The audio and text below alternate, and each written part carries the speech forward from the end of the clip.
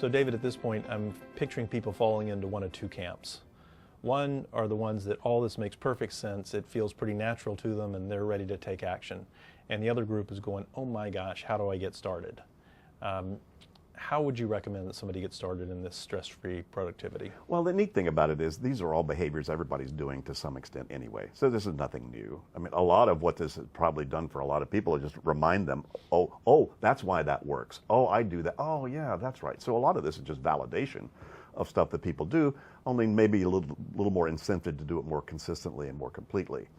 And it's true that the whole is greater than the sum of the parts on the pieces of this, but this is not like running with scissors.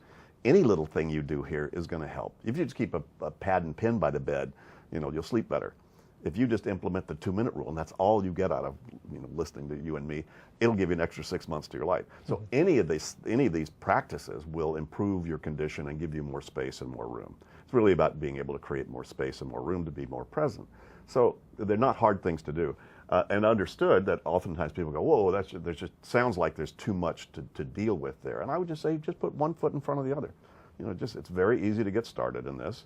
It's very easy to fall off this wagon, but it's very easy to get back on.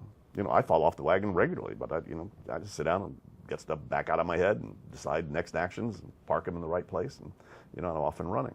So it's not hard to do. Obviously, a way to get started on this would be if you get my book, especially the revised version of Getting Things Done. It actually walks people through the coaching process. So if you wanted to walk yourself through it and see what that would be like, I literally wrote what we do one-on-one if you hired me desk side to sit with you to actually have you implement this. It only takes a couple of minutes to understand, essentially cognitively understand the model. Takes a couple of days if you were actually going to implement this in terms of going back into your world and grabbing stuff and making next action decisions and organizing the results of that. And it can take a couple of years to actually build these habits so it's habitual. But it takes 2 years to learn Italian, 2 years to learn the tango, 2 years to learn the flute, 2 years to, take 2 years to learn to cook. It takes 2 years to pretty much learn anything. So don't worry about it. Certainly relax. It's not something that you're all or nothing about that. So just take a step.